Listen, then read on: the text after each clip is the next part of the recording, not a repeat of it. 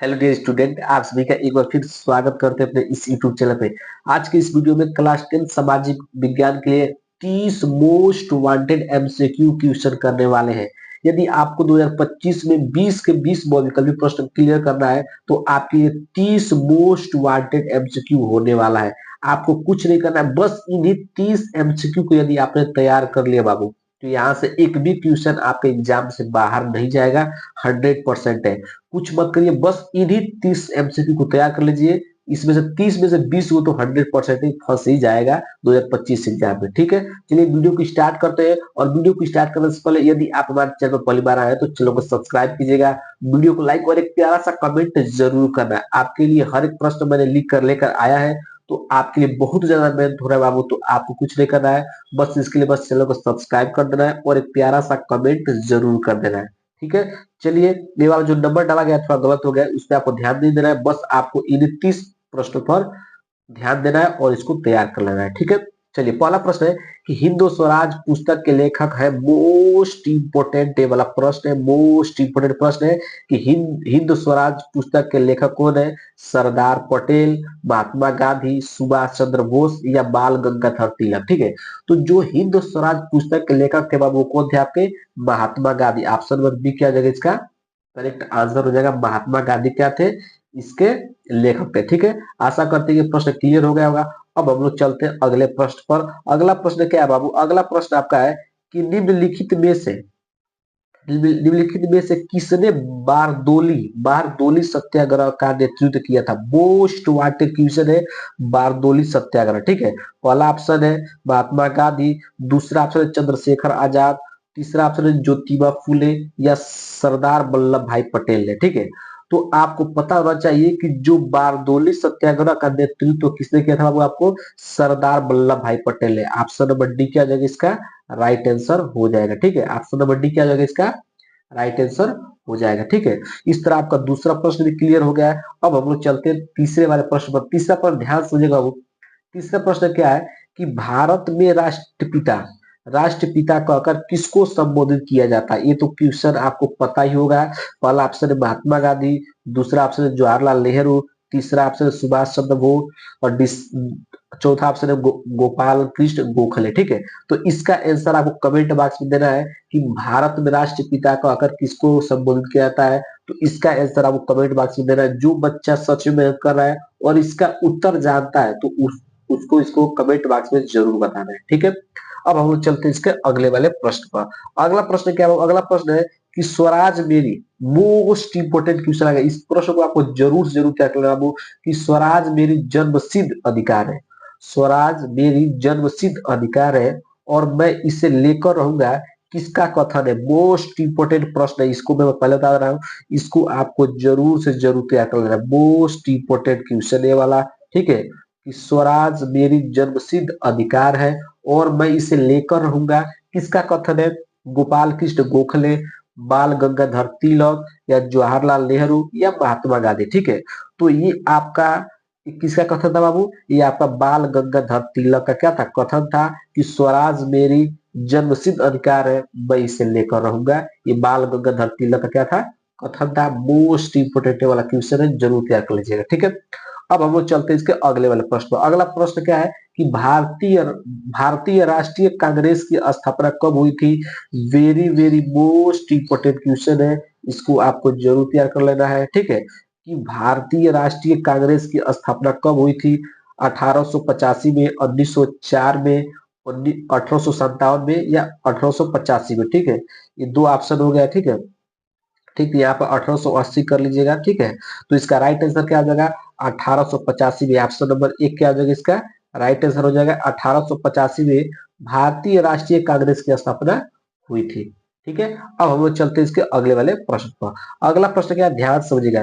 निम्नलिखित में से मिट्टी का प्रकार नहीं है, निम्नलिखित में से मिट्टी का प्रकार नहीं है, काली, पीली, लेटेराइट या सीमेंट। ठीक है, तो इसका आंसर तो आपको पता होगा कि इसमें से कौन ऐसा है जो मिट्टी का प्रकार नहीं है। ठीक है, तो आपका राइट आंसर हो जाएगा ऑप्शन नंबर डी, सीमेंट। जो सीमेंट है ये क्या है, मिट्टी का प्रकार नहीं है। ठीक है, आशा करते हैं कि प्रश्न क्लियर हो गया होगा। अब हम लोग चलते हैं इसके अगले वाले प्रश्न पर। अगला प्रश्न क्या है कि निम्नलिखित में से किस राज्य में काली मिट्टी पाई जाती है। आपको बताना कि इसमें से कौन सा ऐसा राज्य है जिसमें काली मिट्टी पाई जाती है। ठीक है, झारखंड, गुजरात, राजस्थान या बिहार। ठीक है, तो आपको पता होना चाहिए कि जो काली मिट्टी पाई जाती है वो गुजरात में पाई जाती है। कहाँ पाई जाती है? गुजरात में पाई जाती है। ऑप्शन नंबर बी क्या हो जाएगा इसका करेक्ट आंसर हो जाएगा। गुजरात में क्या होती है? काली मिट्टी पाई जाती है। ठीक है, अब हम लोग चलते हैं इसके अगले वाले प्रश्न पर। अगला प्रश्न क्या है? अगला प्रश्न ध्यान समझिएगा कि पर्वतों पर मृदा अपरदन का साधन है। जो आपके पर्वत है उस पर मृदा अपरदन का साधन क्या है? पवन, हिमनद, जल या पशुचारण। ठीक है, तो इसका राइट आंसर हो जाएगा कि पर्वतों पर मृदा अपरदन का साधन है हिमनद। क्या है? हिमनद। ठीक है, ऑप्शन नंबर बी क्या हो जाएगा इसका करेक्ट आंसर हो जाएगा हिमनद। ठीक है, अब हम लोग चलते हैं इसके अगले वाले प्रश्न पर। अगला प्रश्न क्या है कि पंजाब में भूमि निम्नीकरण का मुख्य कारण क्या है? गहन खेती, वनोन्मूलन, अधिक सिंचाई या अति पशुचारण। ठीक है, तो इसका राइट आंसर क्या हो जाएगा कि पंजाब में भूमि निम्नीकरण का मुख्य कारण क्या है? अधिक सिंचाई। ऑप्शन नंबर सी क्या हो जाएगा इसका राइट आंसर हो जाएगा। मोस्ट इंपोर्टेंट डेवी क्वेश्चन है 2024 से कई सेट में पूछा जा चुका है, इसको आपको जरूर तैयार कर लेना है। ठीक है, कि पंजाब में भूमि निम्नीकरण का मुख्य कारण क्या था बाबू? अधिक सिंचाई है। ठीक है, अब हम लोग चलते हैं इसके अगले वाले प्रश्न पर। अगला प्रश्न ध्यान समझिएगा कि लिखित में कौन सा नवीनीकरण योग्य संसाधन नहीं है। आपको बताना है कि निम्नलिखित में से कौन सा नवीनीकरण योग्य संसाधन नहीं है? पवन ऊर्जा, जल, जीवाश्म ईंधन या वन। ठीक है, तो इसका राइट आंसर क्या हो जाएगा? इसका राइट आंसर हो जाएगा जीवाश्म ईंधन। जीवाश्म ईंधन जो बाबू नवीनीकरण योग्य संसाधन नहीं है। नवीनीकरण योग्य संसाधन नहीं है, आपको क्या है? जीवाश्म ईंधन। ऑप्शन नंबर सी क्या हो जाएगा इसका करेक्ट आंसर हो जाएगा। अब हम लोग चलते हैं इसके अगले वाले प्रश्न पर। अगला वाला प्रश्न ध्यान से समझिएगा आप लोग। अगला प्रश्न है कि चाय की खेती के लिए कौन सी मिट्टी उपयुक्त है? चाय की खेती के लिए कौन सी मिट्टी उपयुक्त है? लाल मिट्टी, जलोढ़ मिट्टी, पर्वतीय मिट्टी या लेटेराइट मिट्टी। ठीक है, तो चाय की खेती के लिए आपका जो लेटेराइट मिट्टी होता है ये उपयुक्त होता है। तो ऑप्शन नंबर डी क्या जगह इसका करेक्ट आंसर हो जाएगा। ठीक है, अब हम लोग चलते हैं इसके अगले वाले प्रश्न। अगला प्रश्न ध्यान समझिएगा कि निम्नलिखित में से किस राज्य में सीढ़ीदार, एक लिखा है सीढ़ीदार खेती की जाती है। निम्नलिखित में से किस राज्य में सीढ़ीदार खेती की जाती है? पंजाब में, हरियाणा में, उत्तर प्रदेश में या उत्तराखंड में। ठीक है, तो इसमें से कौन सा ऐसा राज्य है जिसमें सीढ़ीदार खेती की जाती है? ठीक है, तो ऑप्शन नंबर डी क्या हो जाएगा इसका राइट आंसर हो जाएगा उत्तराखंड में। उत्तराखंड राज्य में क्या होता है? सीढ़ीदार खेती होती है। ठीक है, अब हम लोग चलते हैं इसके अगले वाले प्रश्न पर। अगला प्रश्न क्या है? अगला प्रश्न आपका हम लोग चलते हैं अगले प्रश्न पर। अगला प्रश्न आपका है कि निम्न में से कौन सा एक व्यक्तिगत संसाधन नहीं है? आपको बताना है कि निम्न में से कौन सा ऐसा है जो व्यक्तिगत संसाधन नहीं है? बागान, चरागाह, भूमि या खनिज संसाधन। ठीक है, तो आपको बताना है कि इसमें से कौन सा व्यक्तिगत संसाधन नहीं है। तो आपका राइट आंसर क्या हो जाएगा? आपका राइट आंसर हो जाएगा ऑप्शन नंबर डी खनिज संसाधन क्या है? एक व्यक्तिगत संसाधन नहीं है। ऑप्शन नंबर डी क्या हो जाएगा इसका राइट आंसर हो जाएगा। ठीक है, अब हम लोग चलते हैं इसके अगले वाले प्रश्न पर। निम्न में से कौन सा संसाधन पुनः चक्रीय है? आपको बताना है कि निम्न में से कौन सा जो संसाधन है पुनः चक्रीय है? लोहा, पवन ऊर्जा, ज्वारीय ऊर्जा या पशुधन। ठीक है, पशुधन। ठीक है, तो इसका राइट आंसर क्या हो जाएगा? राइट आंसर हो जाएगा लोहा। लोहा आपका क्या है बाबू? लोहा आपका पुनः चक्रीय संसाधन है लोहा। ठीक है, तो इसका राइट आंसर क्या हो जाएगा? ऑप्शन नंबर फर्स्ट इसका क्या हो जाएगा करेक्ट आंसर हो जाएगा। अब हम चलते हैं इसके अगले वाले प्रश्न पर। अगला प्रश्न क्या है कि निम्नलिखित में से कौन सा एक संभावित संसाधन है? आपको बताना है कि इसमें से कौन सा ऐसा है जो संभावित संसाधन है? कोयला, पेट्रोलियम, पवन ऊर्जा या बॉक्साइट। ठीक है, तो संसाधन संभावित संसाधन नहीं है। यहाँ क्या होगा? यहाँ पर नहीं है। ठीक है, नहीं है, यहाँ पे लिख लीजिएगा नहीं है। आपको बताना है कि निम्नलिखित में से कौन सा एक संभावित संसाधन नहीं है। ठीक है, पहला ऑप्शन है कोयला, पेट्रोलियम, पवन ऊर्जा या बक्साइट। ठीक है, तो इसका राइट आंसर हो जाएगा आपका ऑप्शन नंबर सी पवन ऊर्जा। ठीक है, पवन ऊर्जा क्या एक संभावित संसाधन नहीं है। ठीक है, अगला प्रश्न क्या है? अगला प्रश्न है कि चिपको आंदोलन संबंधित है। आपका जो चिपको आंदोलन है संबंधित है मृदा संरक्षण से, वन संरक्षण से या जल संरक्षण से या वायु संरक्षण से। ठीक है, तो जो आपका चिपको आंदोलन है ये आपका वन संरक्षण से संबंधित है। ठीक है ना, चिपको आंदोलन क्यों चला गया था? वन संरक्षण के लिए। मोस्ट इंपोर्टेंट ये वाला क्वेश्चन है जरूर से जरूर तैयार कर लीजिएगा, ठीक है। हर एक प्रश्न मोस्ट इंपोर्टेंट प्रश्न मैं पहले बता दे रहा हूँ, ठीक है। अब हम लोग चलते हैं अगले वाले प्रश्न पर। अगला प्रश्न क्या आपका कि सुंदरवन राष्ट्रीय पार्क किस राज्य में स्थित है? सुंदरवन राष्ट्रीय पार्क किस राज्य में स्थित है? असम में, उड़ीसा में, पश्चिम बंगाल में या मध्य प्रदेश में? ठीक है, तो जो आपका सुंदर वन है, ये राष्ट्रीय पार्क कहाँ स्थित है आपका? पश्चिम बंगाल में। ऑप्शन नंबर सी क्या आ जाएगा इसका? राइट आंसर हो जाएगा पश्चिम बंगाल में, ठीक है। अब हम लोग चलते हैं अगले प्रश्न पर। अगला प्रश्न क्या है कि विश्व में सर्वाधिक वर्षा किस स्थान पर होती है? विश्व की बात कर रहे बाबू, विश्व में सर्वाधिक वर्षा किस स्थान पर होती है? मासिन राम में, चेन्नई में, व्लादिवोस्टॉक में या न्यूयॉर्क में? ठीक है, तो इसका राइट आंसर क्या जाएगा कि विश्व में सर्वाधिक वर्षा आपका मासिन राम में होता है। मासिन राम, ऑप्शन नंबर एक क्या आ जाएगा इसका? राइट आंसर हो जाएगा। ऑप्शन नंबर एक क्या आ जाएगा इसका?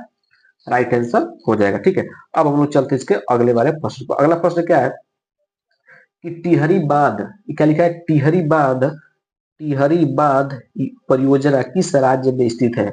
जो आपका टिहरी राज परियोजना है, ये किस राज्य में स्थित है आपको बताना है।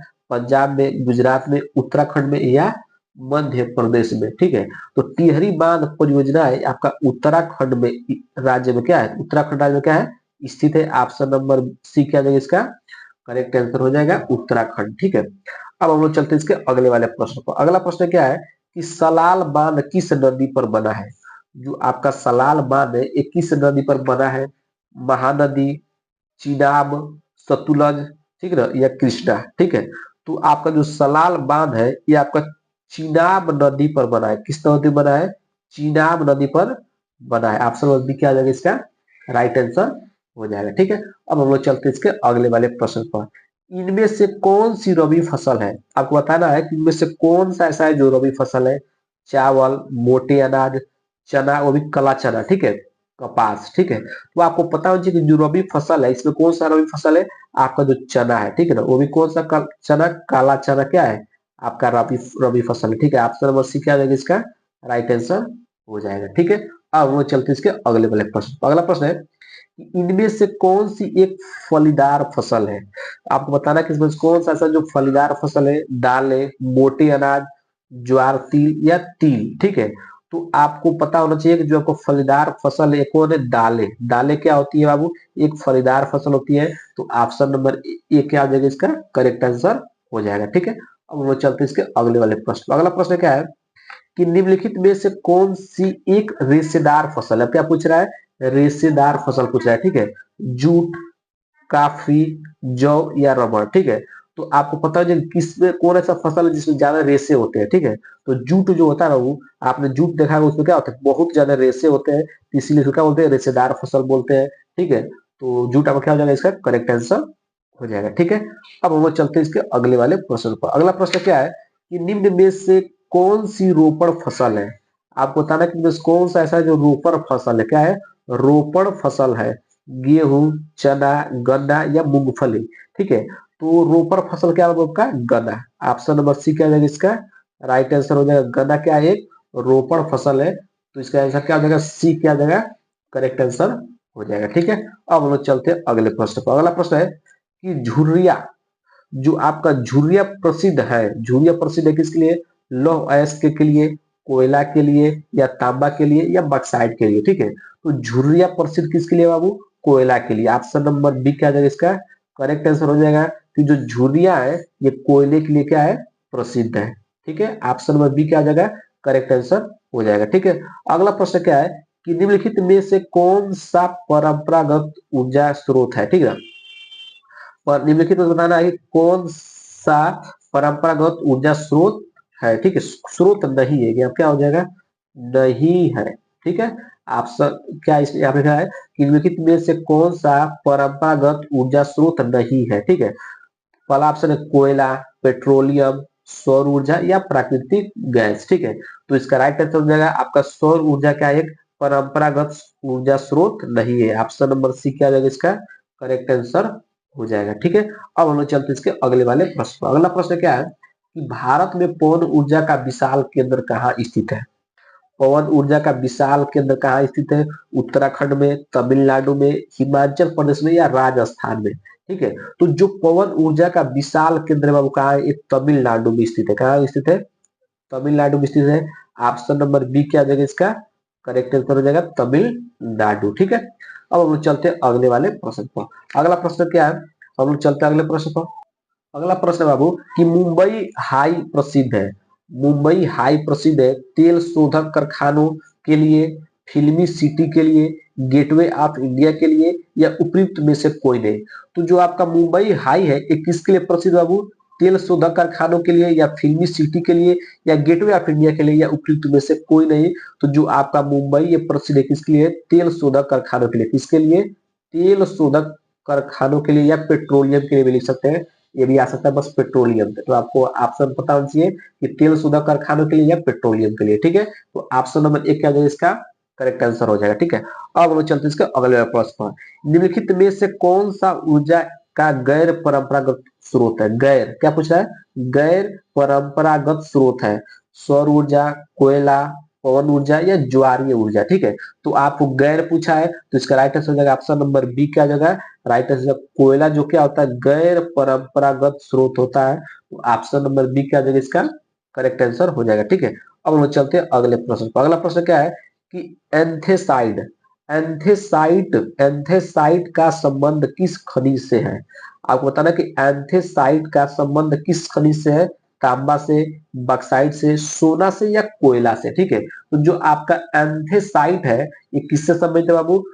कोयला से संबंधित है। किससे संबंधित है? कोयला से। ऑप्शन नंबर डी क्या आ जाएगा इसका?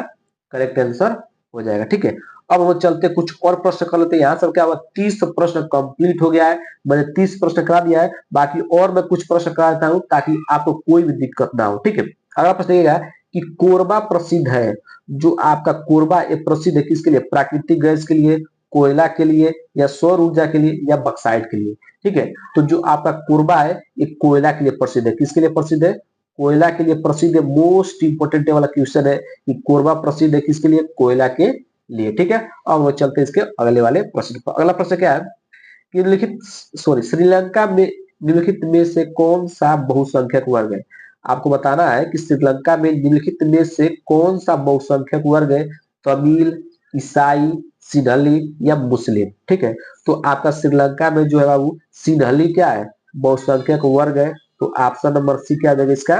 करेक्ट आंसर हो जाएगा। ठीक है, तो इस वीडियो में मैंने आपको टोटल 32 एमसीक्यू करा दिया है। मोस्ट इंपोर्टेंट ये टोटल एमसीक्यू थे। यदि आपने बस इतना भी तैयार कर लिया बाबू ना, यहाँ से 20 एमसीक्यू की 100% आप एग्जाम में फंस जाएंगे। कुछ नहीं करना, ये मैंने 2024 और 2023 के प्रीवियस ईयर टोटल एमसीक्यू थे। बस आपको इसी को तैयार करके एग्जाम में चले जाना है, एक भी नंबर नहीं कटेगा। 100% सभी क्वेश्चन इसी से रहेंगे। ठीक है, चलिए मिलते हैं अगले वीडियो में। यदि वीडियो अच्छा लगा तो वीडियो को लाइक कीजिएगा और एक प्यारा सा कमेंट जरूर